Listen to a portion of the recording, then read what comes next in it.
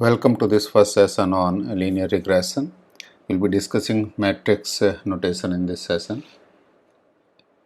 Linear regression को हम आज एक एग्जांपल के साथ में समझेंगे और लीनियर रिग्रेशन में हम जो गिवन डाटा होता है उसको स्ट्रेट लाइन में फिट करने की ट्राई करते हैं। यहाँ पर हमारे पास में एक 8 डाटा पॉइंट्स अवेलेबल हैं। अगर आप देखोगे तो ये 8 डाटा पॉइंट्स अवेलेबल हैं आपके पास में, जिनको हम फिट करने की कोशिश करेंगे लीनियर रिग्रेशन के मॉडल में। तो लीनियर रिग्रेशन का मॉडल डेवलप करना है और फिर उसमें हम अननोन साइज के हाउस का प्राइस प्रेडिक्ट करने के लिए उस मॉडल को यूज़ करेंगे। जैसे इसमें अभी आपको साइज़ दे रखा है, प्राइस दे रखा है। यहाँ पे पहला साइज़ है 100 स्क्वायर फीट और यूनिट जो भी आप एज्यूम करें, और जो प्राइस है, जो इसका लेबल डाटा है वो है 20।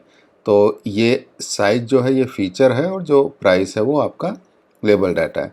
हमारे पास में ये डाटा पॉइंट्स हैं, उनको हम बोलेंगे ट्रेनिंग एग्जाम्पल। तो हमारे पास में 8 ट्रेनिंग एग्जाम्पल्स हैं और जो साइज़ है ये उस हाउस का एक फ़ीचर है।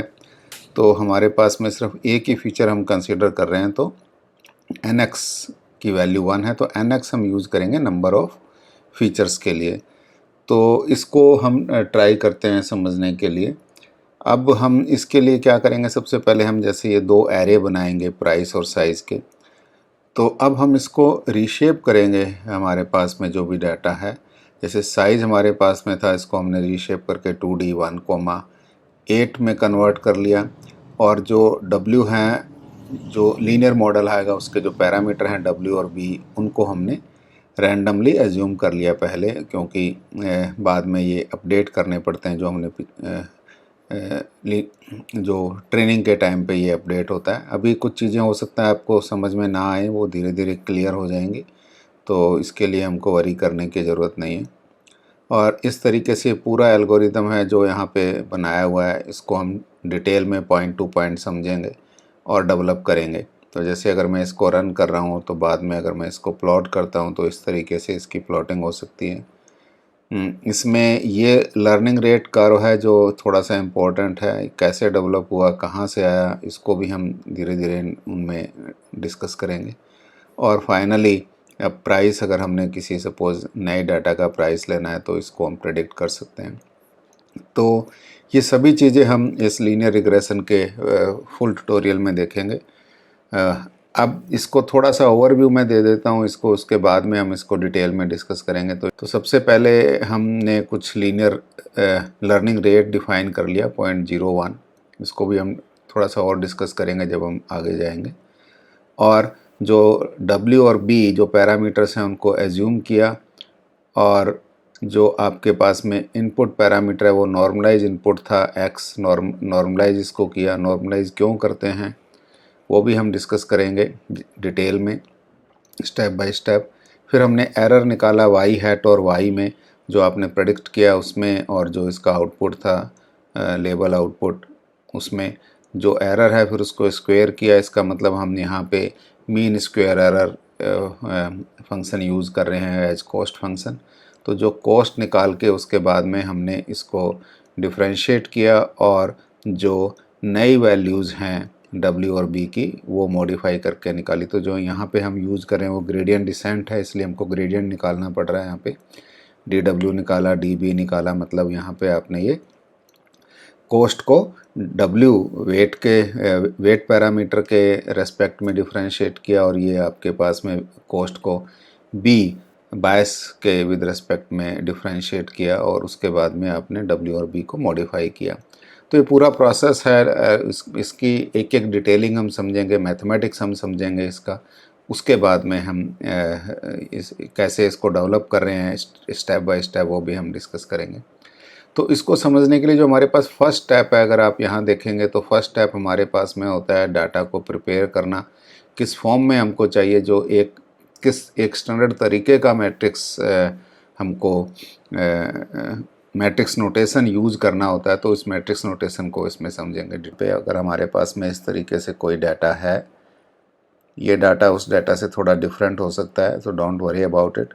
तो कुछ भी डाटा है वो हम अगर यहाँ पे डाटा पॉइंट्स को प्लॉट करते हैं, और इसको हम एक स्ट्रेट लाइन में फिट करने की कोशिश करते हैं। तो यहाँ पे ये जो फंक्शन है इसको हम लीनियर रिग्रेशन मॉडल बोलते हैं। इफ़ यू रिमेंबर, जब हम बेसिक ज्योमेट्री पढ़ते हैं तो y equal to m x plus c एक लाइन की इक्वेशन होती है। m यहाँ पे स्लोप होता है और c यहाँ पे हम इंटरसेप्ट को बोलते हैं।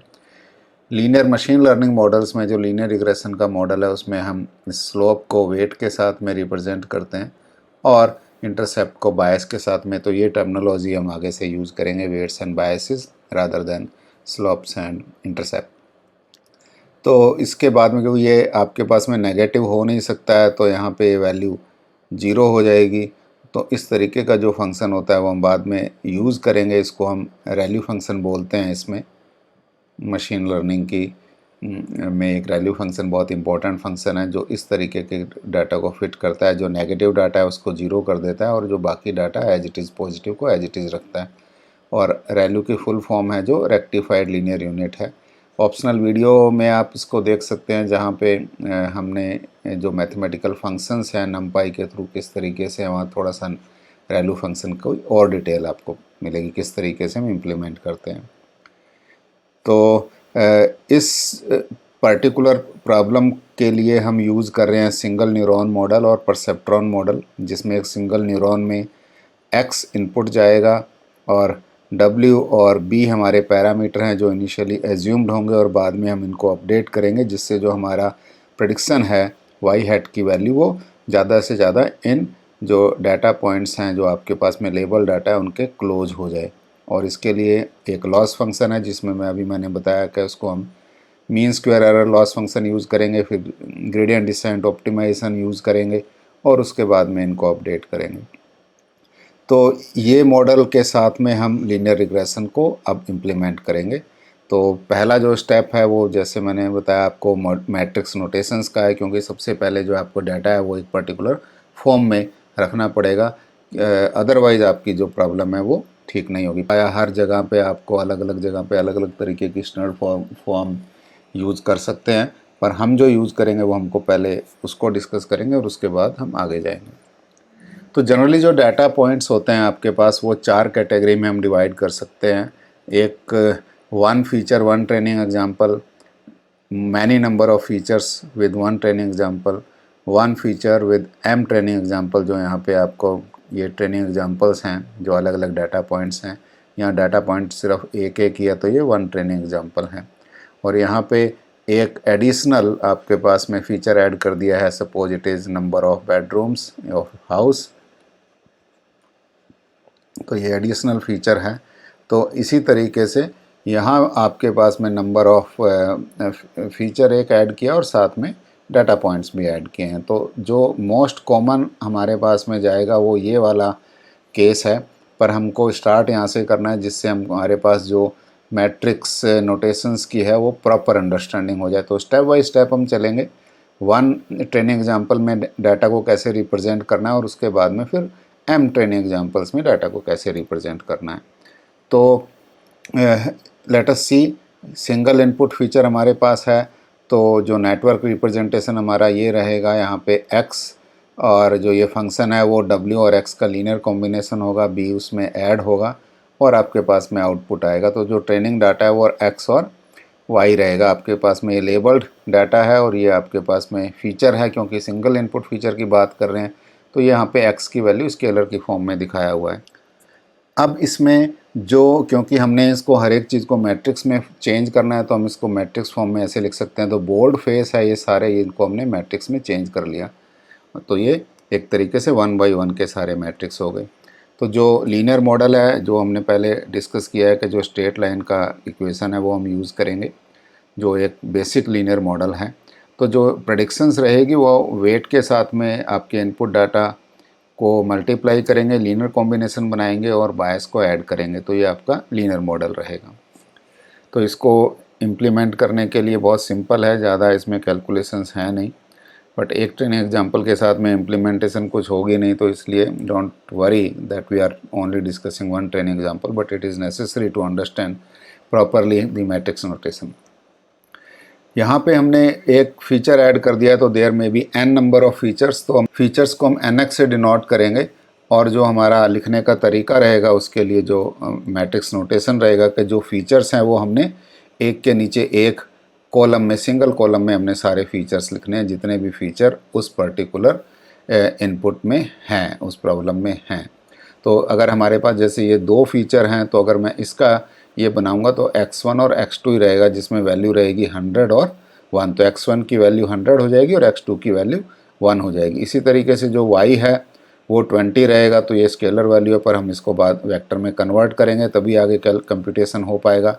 जो वेक्टराइज इम्प्लीमेंटेशन तभी हो पाएगी जब हम सभी को वेक्टर में कन्वर्ट करेंगे। तो इसी तरीके से जो W है, अब इस केस में जो आउटपुट आएगा वो इन सब का लीनियर कॉम्बिनेशन होगा, वो प्लस B होगा। तो linear combination of x1 with W1 plus x2 with W2 plus x3 with W3। तो ये इन सब का linear combination plus B will give you y। तो जो इसमें लीनियर मॉडल बनेगा आपका वो बनेगा W1 x1 plus W2 x2 plus WNX NX XNX plus P। तो अगर हम इनकी शेप्स की बात करेंगे, जो सबसे ज़्यादा इम्पोर्टेंट है इसमें, अगर हम इस x का शेप देखेंगे, x डॉट शेप, तो जो इसका आउटपुट आएगा that will be there are NX number of rows, तो NX कोमा 1 कॉलम है तो NX कोमा 1 आएगा। इसी तरीके से जो y का शेप होगा वो 1 कोमा 1 रहेगा, 1 भी आप लिख सकते हैं। W का जो शेप रहेगा वो भी नंबर ऑफ फीचर्स को हमने कॉलम में अरेंज करना, एक ही कॉलम के अंदर सारा लिखना है या उसको रोज़ में अरेंज करना है, तो NX कोमा 1 रहेगा और B भी 1 कोमा 1 या 1 रहेगा। और Y हैट का जो आपके पास में शेप रहेगा, अगर आप थोड़ा सा ट्राई करें अपने आप सोचने की, जो Y हैट है ये एक अर्थमेटिक टाइप का ऑपरेशन है, तो अल्टीमेटली आपको एक स्केलर वैल्यू मिलेगी। तो इसका भी जो शेप है वो 1 कोमा 1 रहेगा या 1 रहेगा। इसको अगर मैंने इम्प्लीमेंट करना है वेक्टराइज फॉर्म में, अगर इसको लिखना है तो I can write this as W transpose X। तो if I write W in X then it is a not compatible. जैसे इसका आपके पास में जो शेप है वो NX कोमा 1 है और इसका शेप भी NX कोमा 1 है। तो सही ढंग से इम्प्लीमेंट करने के लिए हमको W का ट्रांसपोज लेना पड़ेगा, तो 1 कोमा NX इसका W ट्रांसपोज का जो शेप है वो 1 कोमा NX होगा, और x का जो शेप है वो ऑलरेडी NX कोमा 1 है, तो जो इसका आउटपुट आएगा वो 1 कोमा 1 आएगा। तो ये हालांकि हमने वेक्टर में दिखाया है इसको, तो इसका जो वेक्टराइज्ड जब हम इम्प्लीमेंटेशन करेंगे तो जो इसका भी आउटपुट है वो 1 कोमा 1 ही बैठेगा। तो ये हमारे पास में दो सेट ऑफ एग्जांपल्स थे, जिसमें एक सिंगल इनपुट फीचर का और एक NX इनपुट फीचर का, पर in any case they were only for the one training example. तो now let us move to M training examples. तो सिंगल इनपुट फीचर में क्या होगा, ये हमारा रिप्रेजेंटेशन है।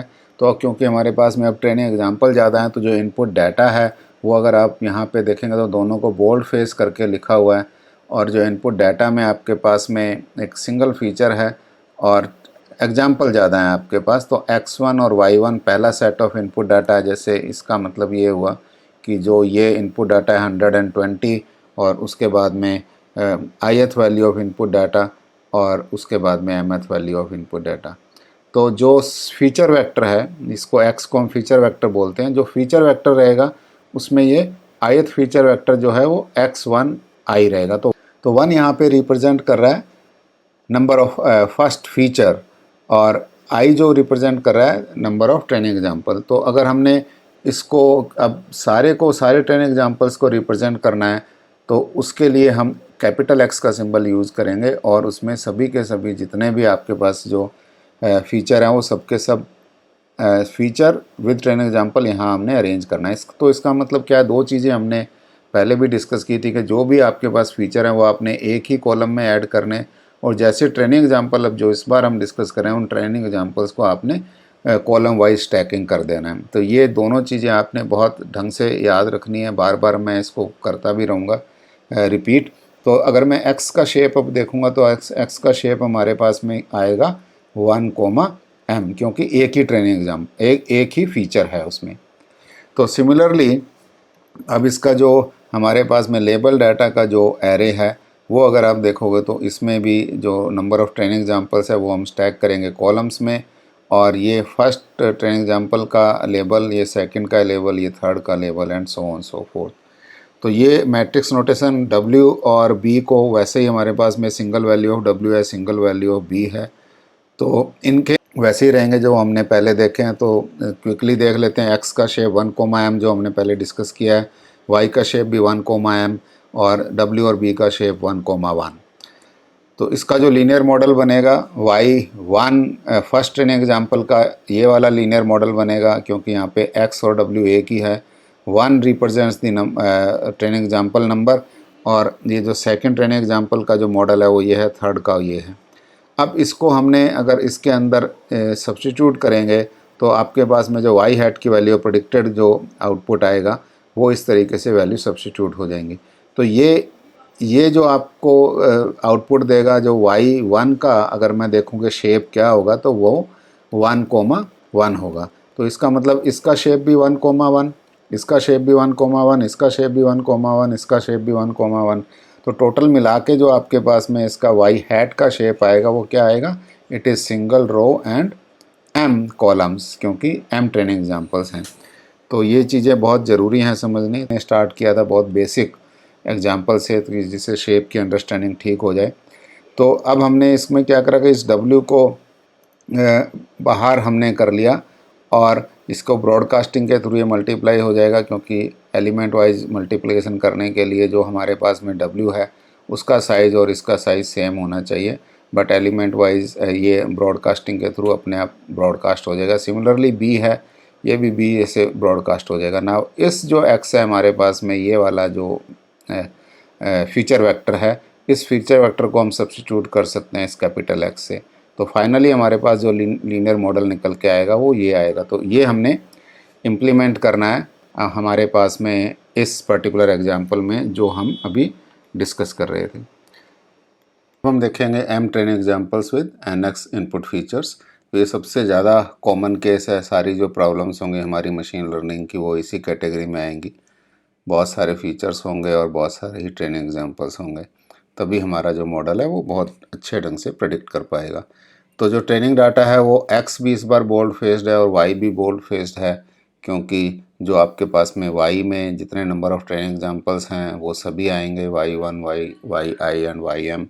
और x में जो है x1, अब यहाँ पे जो x1 लिखा है वो पिछले बार बोल्ड फेस नहीं था, ये बोल्ड फेस है, क्योंकि जो x1 है ये आपके पास फीचर वेक्टर है पहले ट्रेनिंग एग्जाम्पल का, जो xi है फीचर वेक्टर है ith ट्रेनिंग एग्जाम्पल का, और जो xm है फीचर वेक्टर है mth ट्रेनिंग एग्जाम्पल का।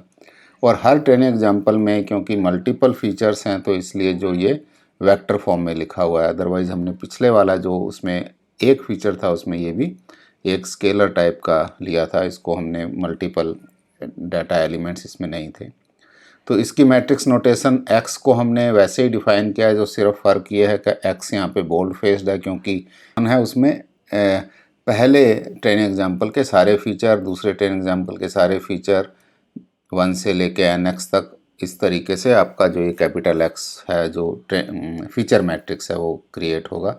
तो इसको हम कैपिटल X से रिप्रेजेंट करेंगे। जो xi की वैल्यू है, क्योंकि जो ट्रेनिंग नंबर ऑफ फीचर्स के साथ में लिंक्ड है, तो ith ट्रेनिंग एग्जाम्पल का जो फीचर वेक्टर है उसमें आपके पास में ये ith ट्रेनिंग एग्जाम्पल का फर्स्ट फीचर इस तरीके से, यहाँ पे second feature ith training example का, और ये last feature ith training example का।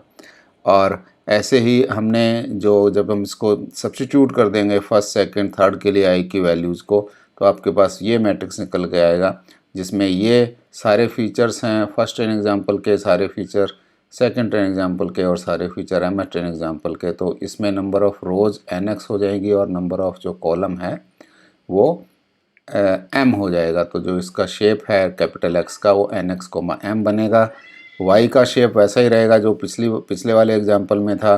W का जो शेप है, जब हमने मैनी फीचर nx फीचर का एग्जांपल किया है, सेकंड वाला जो एग्जांपल था उसका शेप रहेगा nx, 1 और b एक स्केलर रहेगा 1, 1 और जो यहाँ पे आपके पास इंडिकेटेड भी हैं।